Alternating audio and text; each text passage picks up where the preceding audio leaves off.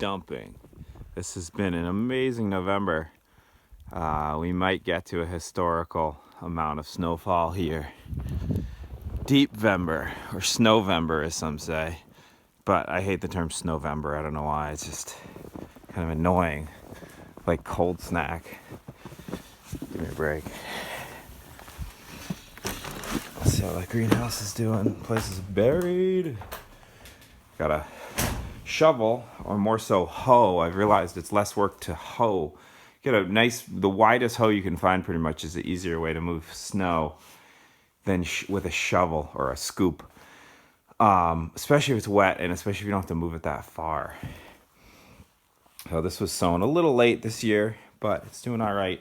We've had an incredibly cold November too. We had -8 here, -6 to 8. That's really cold for November Fahrenheit. So it's almost as cold as it got all last winter, which is a very warm winter. So the snow needs to be pulled back, and everything's doing all right. You know, I'm a fan of arugula. My wife likes spinach. Spinach just doesn't do it for us most of the time. Much more productivity in actual greens from arugula, but we have a baby and he loves spinach. So yeah, just a little update from the homestead here on amid Deepvember.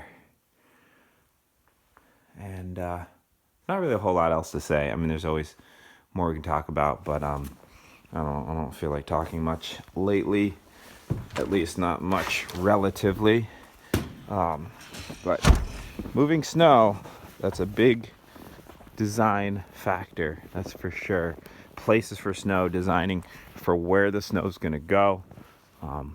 Probably one of the most consistent errors we find when we do plan review for people, especially when architects are involved. No matter where they're from, they seem to not account for the space that snow takes up in the winter landscape around buildings and vehicles and access, and also just how to make sure it's the least amount of work, because you can move snow all you want, but it's a ton of effort and a ton of energy. It's really a waste of energy to be moving snow around. We do it because most of us do it because we gotta get around off our site in the winter, but it's certainly not a sustainable use of energy.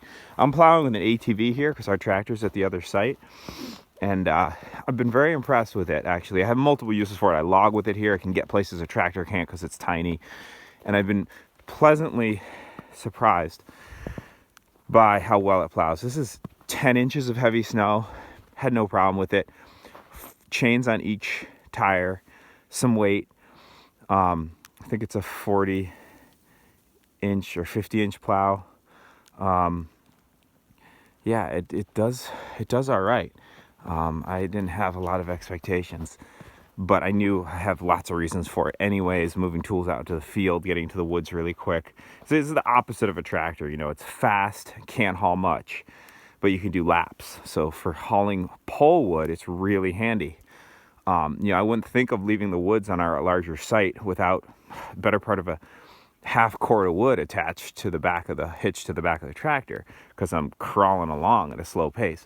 But this thing, I can grab a pole, a 6-inch, 8-inch birch pole, zip it up from the bottom of the field up to where I process up by the house, and go back and get another one, be back down there in 90 seconds, and just boom, boom, boom, in a few hours haul half a cord to a cord of wood, or a few hours a cord of wood, of pole wood that way, which has become more and more of our firewood, especially as we're starting to harvest black locust in the system that we planted.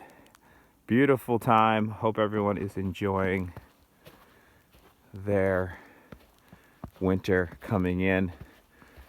A time to hibernate more and go inward and do whatever you do.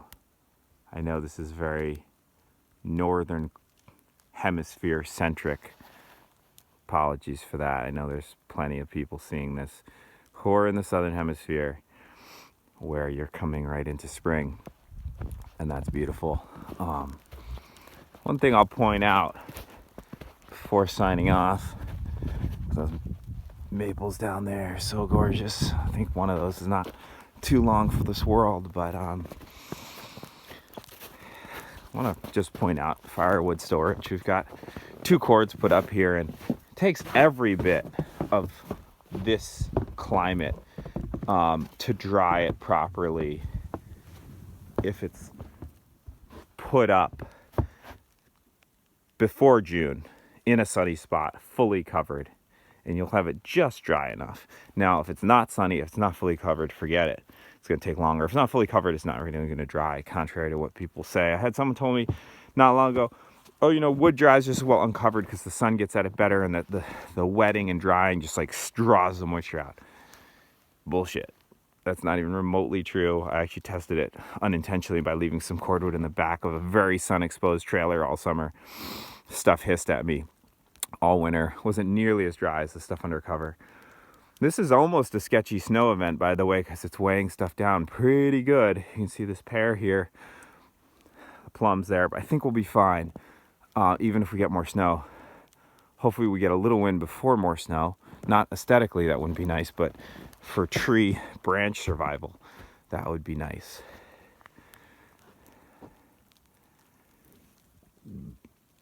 Have a great day, everyone.